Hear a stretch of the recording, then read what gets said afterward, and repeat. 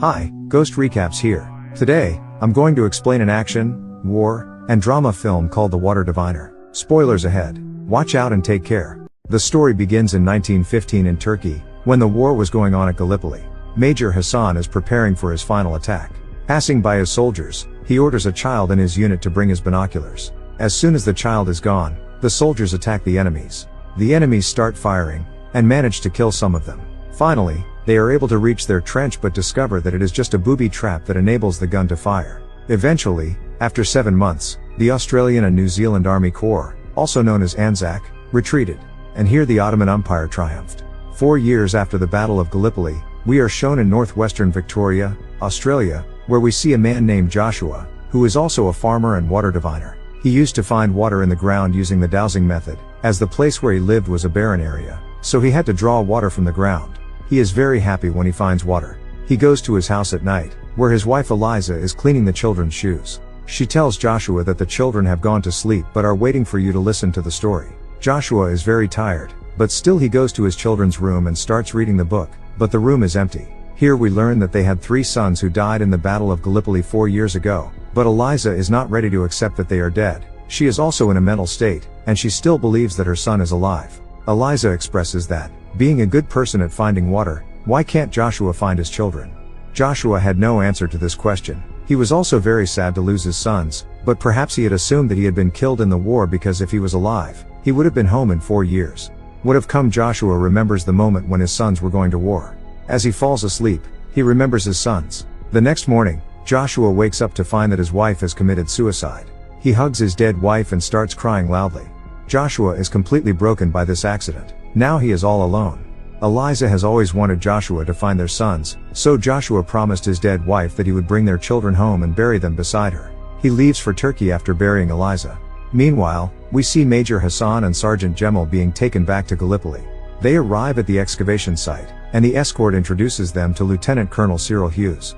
Lieutenant Colonel Hughes asks Major Hassan to help recover the remains of ANZAC soldiers on the battlefield so that they can be found and buried respectfully. Major Hassan agrees, but he reminds Lieutenant Colonel Hughes that he too lost over 10,000 men during the battle.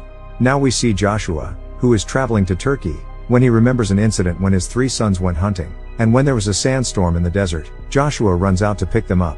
He covers them with a sheet and encourages them. When he reaches Istanbul after 3 months of travel, a boy offers him a hotel to stay in, which Joshua declines, but the boy sticks to the offer. He asks a soldier how to get to Gallipoli, to which the soldier replies that you cannot go there without a permit. Without her knowing, the boy already grabbed her bag and ran away. Joshua follows the boy until they reach their hotel. Joshua enters the hotel and is greeted by Aisha, the receptionist, and the mother of the kid, named Orhan. When Aisha finds out that Joshua is an Australian, she immediately says that they do not have a room anymore. Just then, a man named Omar walks in and tells Joshua that there is still room for him. Having no choice, Aisha agrees, and Omar orders Orhan to take Joshua to his room. Before entering, Joshua asks Orhan if he can take him to the war office the next day in exchange for money, to which Orhan agrees. After some time, Aisha rushes to Joshua's room to give him a towel. After talking for a while, Joshua tells Aisha that he is going to Gallipoli. Reliving some of her memories, she says that there are nothing but ghosts in Gallipoli now. And the next day, Orhan would not go with him to the war office. The next day, Joshua goes to the war office to obtain a permit to go to Gallipoli, but he fails. He tries to show the picture of his sons to the military officer. The reason why he wants to go there is because he wants to find the bones of his sons and take them with him. He also wants to bury him with his mother, but the officer tells him that thousands of such skeletons are buried in that land, and now that is their home. I can't let you go to Gallipoli, you go back home. Rallies were being taken out in Turkey against British people. Turkish people still haven't forgotten the war, and they hate British people. Aisha was also one of them.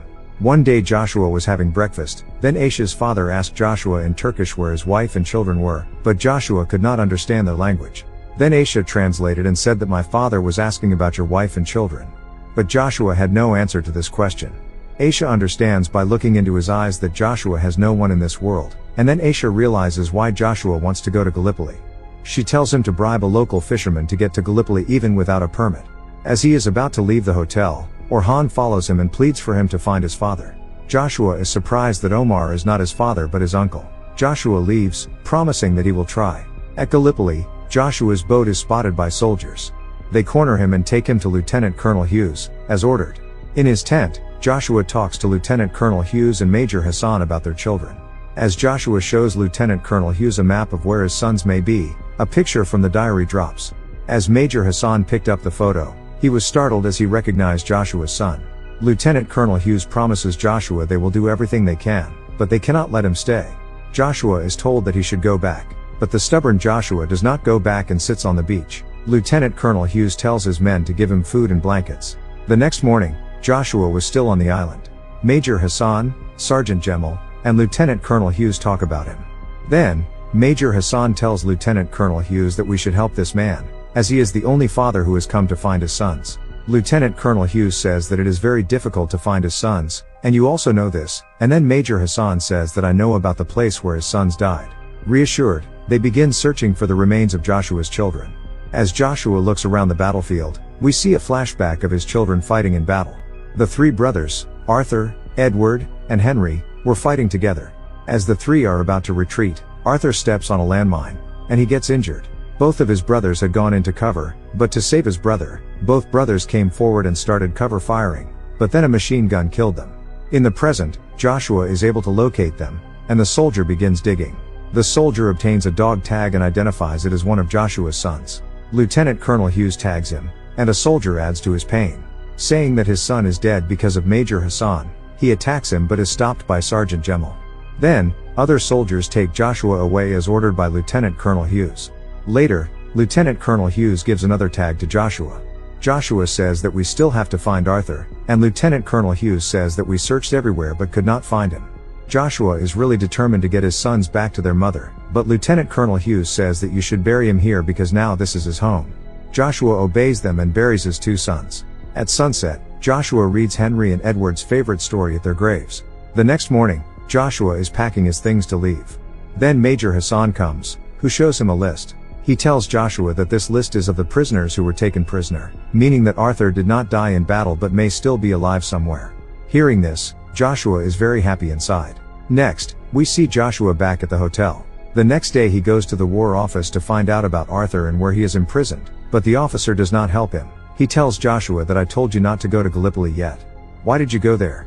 He snatches Joshua's passport and says that I will come to you on Thursday with your passport and Kolkata ticket, and you will be sent to Australia via Kolkata.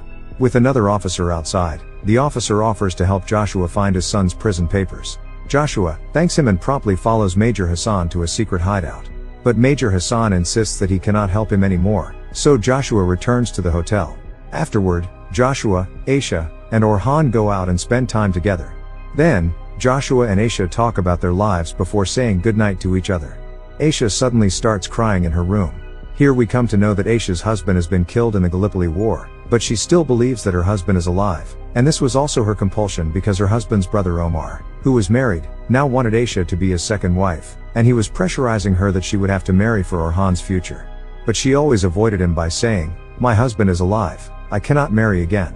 Just like that, there is a fight between them regarding the marriage, and Omar starts beating Aisha. Then Joshua comes there and pushes Omar down. This makes Omar very angry and threatens to kill Joshua. Aisha is also angry with Joshua. He tells him that you by interrupting and making things worse. She asks him to leave the hotel. Hearing this, Joshua takes his bag and starts to leave the hotel, although Orhan does not want him to go. As Joshua comes out, Omar and his men begin to beat him, but Sergeant Jemal arrives and takes Joshua with him, and Orhan takes Joshua's bag to the hotel. Then we see Joshua talking to Major Hassan and Sergeant Jemal. The sergeant tells Joshua that he knows where Arthur may be held. Afterwards, they head back to the hideout and drink with each other, forming a friendship that lasts through the night. Major Hassan tells a story to Joshua. When the Gallipoli War was going on, I met the first Australian boy.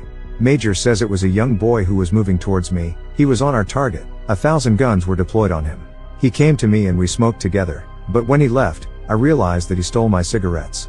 That night, Joshua goes back to the hotel to collect his bag, where Aisha apologizes to him and cooks food for him. That night, both of them talked a lot. Maybe they both started loving each other.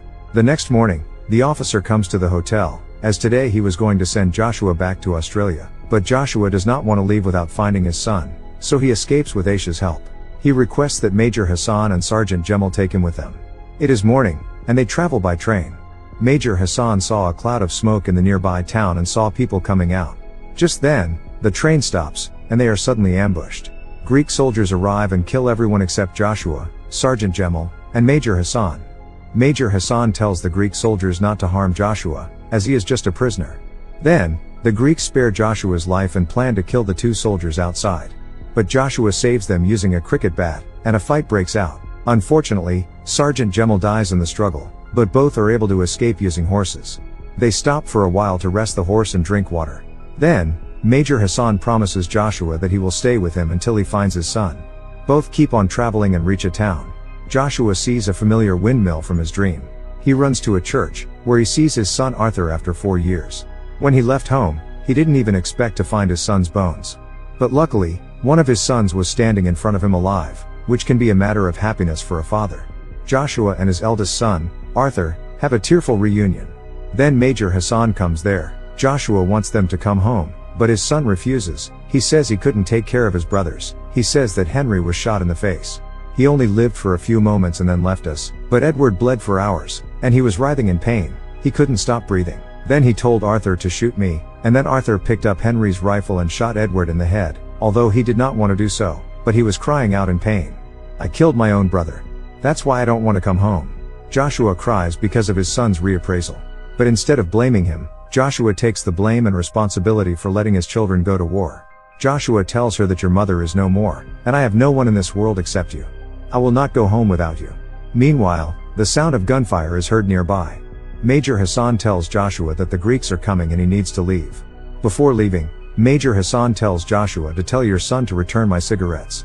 Meaning that it was Arthur who stole Major Hassan's cigarettes among 1,000 enemies.